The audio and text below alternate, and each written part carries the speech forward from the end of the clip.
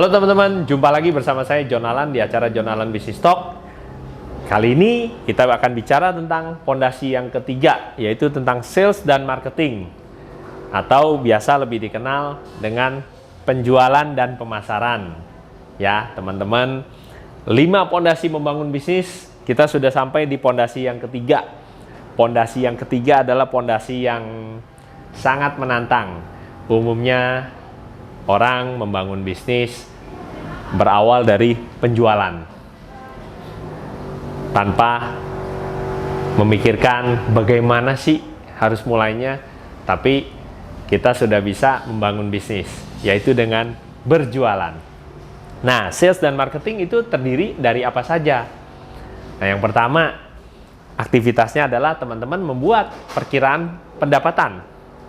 Ya, teman-teman bisa membuat perkiraan pendapatan harian maupun bulanan. Yang kedua, teman-teman buat filing data pelanggan. Ya, yang ketiga, teman-teman menyusun strategi supaya penjualan teman-teman meningkat dan penjualan meningkat, nyusun strategi penjualan. Dan yang keempat, membuat key performance indikator daripada tenaga penjualan. Dan kelima, tes dan ukur strategi yang dilakukan. Dan keenam, menganalisa strategi tersebut. Ya, kita mulai penjelasan yang pertama, yaitu tentang sales dan marketing. Yang pertama adalah teman-teman membuat perkiraan pendapatan. Jadi mulai sekarang biasakan teman-teman kalau berusaha selalu menghitung pendapatan mulai dari jumlah prospek yang teman-teman dapatkan, lalu hingga menjadi pelanggan. Ya, jadi kalau prospek, kemudian ada konversi, yaitu konversi. Saya ulang ya, kalau prospek itu adalah calon pelanggan, kemudian kalau konversi adalah kemampuan tenaga penjualan mengubah dari calon pelanggan menjadi pelanggan. Nah, contohnya, kalau dalam 1 minggu tenaga penjualan mendapatkan prospek 10 orang, kemudian yang menjadi pelanggan 1 orang, berarti kemampuan mengubah dari prospek atau calon pelanggan menjadi pelanggan adalah 10%. Jadi 1/10 kali 100%. Kira-kira seperti itu ya teman-teman. Nah, yang kedua tadi, buat filing data pelanggan.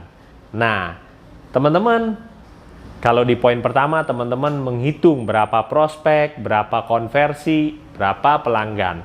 Nah, untuk kedua teman-teman mencatat identitas lengkap daripada prospek, pelanggan, sehingga apa?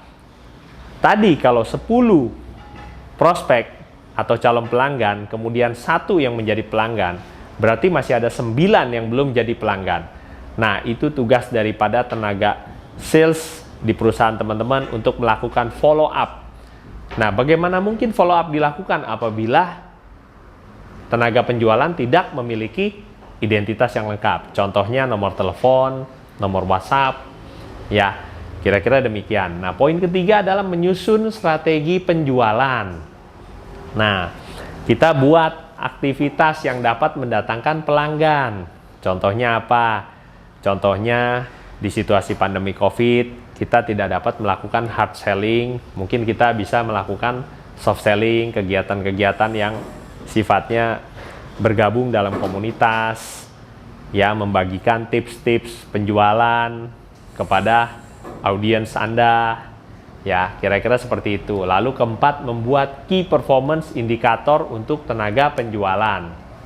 Nah, membuat key performance indikator adalah teman-teman membuat indikator kerja daripada tenaga penjualan, mulai dari daftar dan target jumlah visit. Jadi teman-teman buat daftar visit dan target visit. Ya, jadi berapa kunjungan, berapa yang di follow up per telepon, dan berapa customer yang dihasilkan per bulannya. Kurang lebih seperti itu teman-teman. Lalu yang kelima, tes dan ukur strategi yang dilakukan. Jadi teman-teman harus selalu mencatat respon dari aktivitas agar diketahui efektivitasnya. Contohnya, teman-teman melakukan strategi untuk mendatangkan penjualan atau untuk mendatangkan prospek sebelum menjadi pelanggan ya. Misalkan teman-teman beriklan. Contoh, teman-teman di situasi sekarang membagikan tips di sosial media, berapa sih yang respon dan berapa sih yang telepon untuk menanyakan lebih detail. Contoh seperti saya di bidang interior, mungkin setelah saya berbagi tips, dari sana ada beberapa calon pelanggan yang lebih serius ingin tahu, lalu melakukan telepon. Nah, dari sana kita bisa mencatat teman-teman.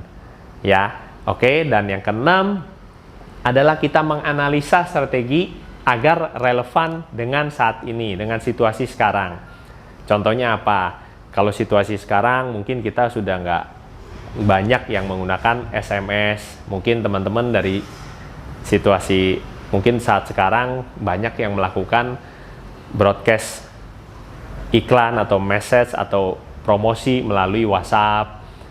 Itu yang berupa kemudian yang berupa gambar dapat di akun sosial media seperti Facebook maupun Instagram. Itu contohnya kita menganalisa strategi yang relevan saat ini. Bukan berarti, oh strateginya bagus nih pada zamannya, tapi saat ini belum tentu.